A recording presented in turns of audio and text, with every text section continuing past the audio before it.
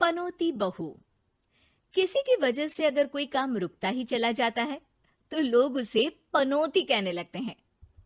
अरे आज हम लोगों की जूस की फैक्ट्री का माल ट्रक में लद कर शहर जा रहा है। डिलीवरी होते ही पेमेंट भी आ जाएगी। लाखों रुपए का माल है। लेकिन थोड़ी ही देर में रितु का पति दौड़ता हुआ आता है। पिताजी, पिताजी, वो जूस से भरा ट्रक पलट गया। सारा जूस पास की नाली में बह गया। हे भगवान, तेरी शादी के बाद ये पहली बार ऐसा हुआ है। मैं तो बोल ही रहा था कि इस लड़की की कुंडली बनवा लो। देखा, आए दिन नुकसान। बेचारी रितु पर्दे के पीछे से ससुर की बात सुन रही थी, लेकिन करती भी तो क्या, कहती भी तो क्या। अरे रितु, क्यों उदास होती हो? मुझे भरोसा है तुम ही मेरे घर की लक्ष्मी हो। आई आई आई आई आई आई! अरे मेरे पैर में चोट लग गई है रितु, जरा चल डॉक्टर को दिखाते हैं। रितु सास के साथ डॉक्टर के घर जा ही रही होती है कि उसका पैर फंस जाता है और वो सास पर गिर जाती है।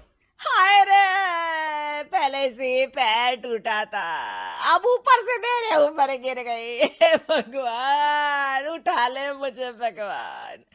आये, आये, आये, कोई उठाओ तो मुझे।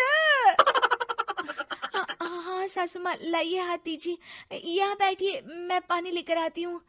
अरे अब तो डॉक्टर भी चला गया होगा। अरे इस लड़की के कारण पता नहीं मैं अपने पैरों पर खड़ी भी हो पाऊंगी कि नहीं। माँ, बहुत घबराहट हो रही है। कल मेरी अपनी खुद की फैक्ट्री शुरू होने वाली है। पता नहीं कैसा रहेगा मेरे लिए बिजनेस।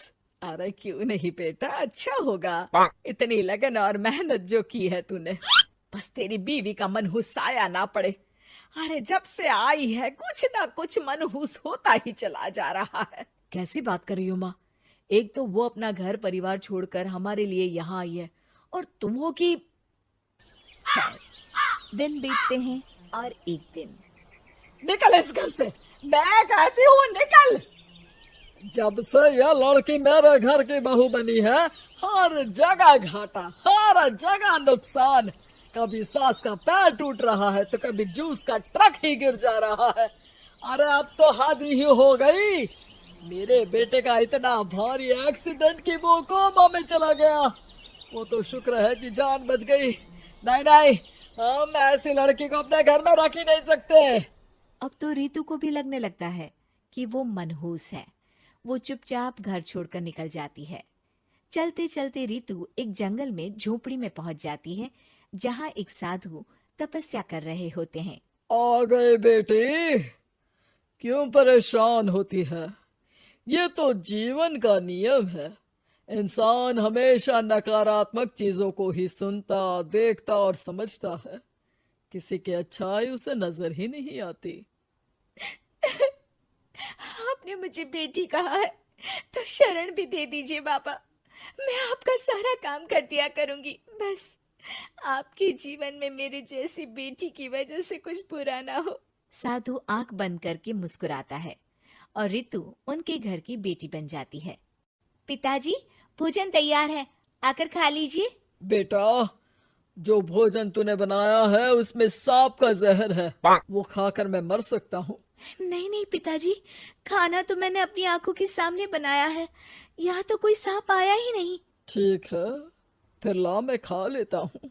साधु खाना खाने जाता ही है कि खाना रितु के हाथ से गिर जाता है और वो खाना बिल्ली खा जाती है। बिल्ली उस खाने को खाती ही मर जाती है। नहीं पिताजी, मैंने खाने में जहर नहीं मिलाया। मुझे इस बात का पता नहीं पिताजी। मैं ये बात जानता हूँ। खाने में जहर का मिलना और इस खाने का गिरना, ये तो पहले से ही तय था।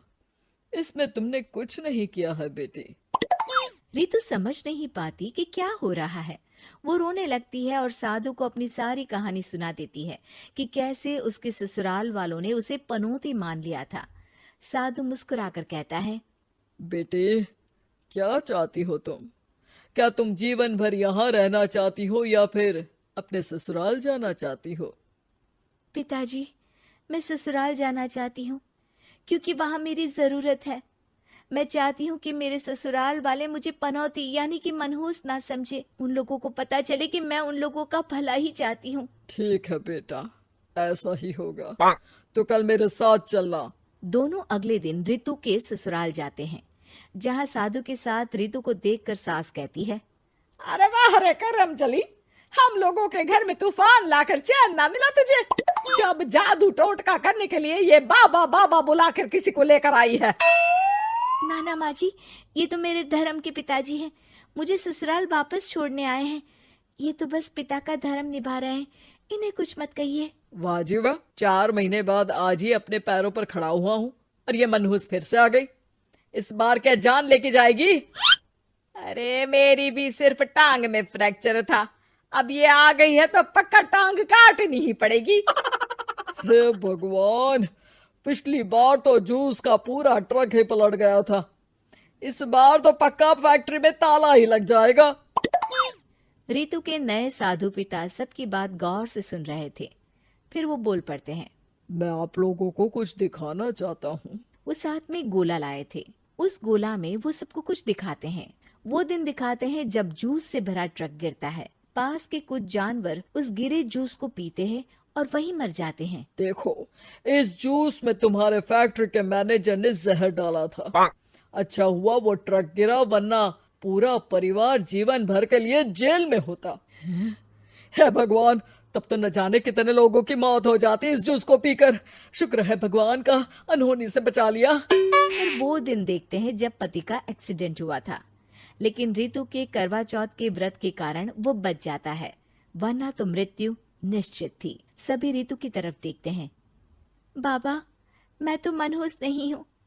शुक्रिया बाबा, मेरे मन में जीवन भर का बोझ रहता कि मैं इन लोगों के दुख का कारण तो नहीं। नहीं नहीं बेटा, मनहूस तो ईश्वर किसी को नहीं बनाता। हर चीज का एक वक्त होता है और जो होना है वो तो होता ही है।